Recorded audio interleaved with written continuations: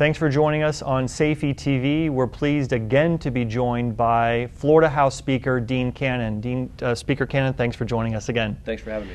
One of the focuses of the Florida House that appears this session for the 2011 general session has been dealing with the judiciary, and some reforms have been proposed with respect to the Florida Supreme Court, the appointment process and appointment process for appellate judges, and some other proposals have been made with respect to even some of the lower court judges.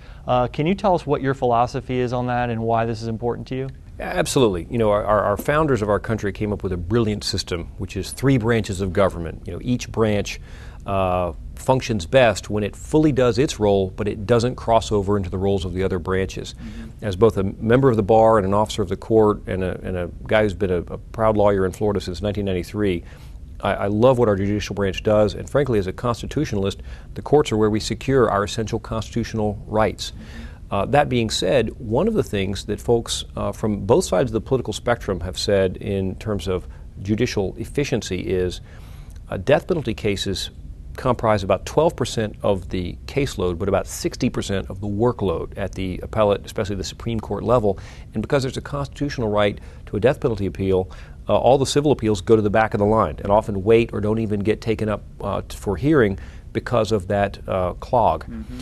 Our proposal includes, among others, an idea of bifurcating, instead of a 7-member Supreme Court, having a 5-member criminal Supreme Court and a 5-member civil Supreme Court. Now, there's some ideas that maybe that should be instead, you know, a criminal division and a civil division. Either way, the idea would be we, just like at the trial court level, we have a civil division and a criminal division, have the same concept at the Supremes, because if you consider the work of the Innocence Commission and folks like Sandy Dallenberg, you don't want to wrongfully convict somebody, especially of a capital crime. So we should have on a criminal Supreme Court focused expertise on that, and then free up that bandwidth on the civil side, and so that they can more efficiently process claims on civil cases. To me, it adds justices. It should speed up the administration of justice and frankly allow for more cases to flow through. We've had problems with things like the foreclosure crisis clogging up the circuit court level. Right. And we also need to make sure we adequately fund the circuit courts and the county courts as well. And I've been pleased that in the past weeks we've had some constructive dialogue with members of the bar, members of the judicial branch who've got some good ideas. And I'm hoping that we can work together to come up with a package at the end of the day that really adds some judges and some capacity to our system and speeds up the administration of justice in our state. One of the other issues this legislative session has been the issue of pill mills, these prescription drugs that are being prescribed and people coming in from other states and getting these narcotic drugs, prescriptions in Florida. There's been some difference of opinion between between the House, the Senate, and the governor on this. The governor this week announced a new effort to crack down from a law enforcement perspective. What's your position on what should be done about the pill mill problem, and how do you see that being the same or different from the governor and the Senate president? Gotcha. Well, I think we're aligned with the governor largely right now, which is you've got to get at the supply of the drugs. You know, the Senate has said they very much favor the Prescription Drug Monitoring Program, the PDMP, also known as the database. And I think that's a worthy concept, but with a database, you know, as a conservative, what you end up with is a big list of people that already have too much of a problem. That's a downstream remedy. The House position, and under the leadership of Chairman Rob Schenck, we proposed banning the direct dispensing of these drugs.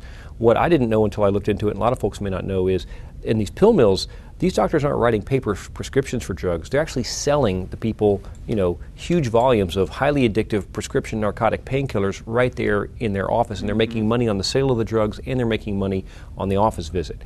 I think that by banning and cutting off that direct dispensing, you knock off a big sector of the supply. Mm-hmm. And then we also need tools like the governor's idea of the strike force. I think that Attorney General Pam Bondi identified a great concept of limiting the number of pills that you could prescribe at a time. Mm-hmm. Even if you use a paper script, there's no reason to give anybody 90 days supply of a highly addictive, highly potent painkiller. Right. Maybe, you know, a couple weeks at a time, you know, and there's great legislators like Representative Renuart, who's a physician. They're getting involved in the process. But to me, it's all about choking off the supply, not tracking who's already fallen in the river and about to drown down the stream. Let's keep them from falling in upstream. Mm-hmm. So I think there's some parallelism between the House and the governor. I think there's General Bondi has some good ideas. She's also favored the database. Hopefully, The one thing people take away from this is that all of us, the governor, the senator, the Senate president, myself, and General Bondi, realize this is a major health crisis in our state. 7 people a day are dying from it. And I'm very optimistic that because we're all moving in the same direction, at the end of the day, we need every tool we've got to try and fight this real health threat. And I think we'll get something done at the end of the day. And the last question, with the remaining time that we have left, there's one of the bills that's been going through is deregulating a lot of regulated businesses in Florida. And apparently one of the most contentious ones is the deregulation of the interior designers, and there's a number of others as well. What's this all about, and why do you think this is a good thing? Well, it's funny. The governor identified in his opening day speech 3 enemies to a growing economy: taxation, litigation, and regulation. Mm-hmm. And those 3 things they stand in the way of the deployment of capital. And so Representative Stevie Bovo, great member who's just announced his resignation, he's going to run for local government, undertook a project to look at which businesses might we be regulating that there's really it costs more or creates more problems to regulate it than whatever the supposed evil that's being avoided may exist. Mm-hmm. He initially looked at some businesses which we decided to take out of the bill. For example, land surveyors, where they make calculations that people build highway overpasses that you and I drive our cars over. Okay, there's a public safety need to make sure that those are built right. We get it, and so I think he took those out of the bill.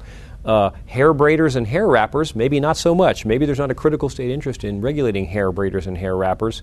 Interior designers, again, that's one of those things that in a free market, people should pick interior designers who know what they're doing, and if they don't, they'll go out of business, and that's okay. And I think that the government intervention in something like that is probably not needed, and I really applaud the work that Representative Bovo put into looking through that carefully and saying if there's not a real compelling state need to protect the public safety, government cannot and should not try to protect people from every bad possible outcome, because once government starts empowering itself like that, it tends to encroach into areas where it really has no business doing. So we're trying to reel that in a little bit, and I'm excited. We'll see where it goes. I hope we see some success at the end of session. Right. Speaker Cannon, thank you so much for being with us today. Thanks, Justin.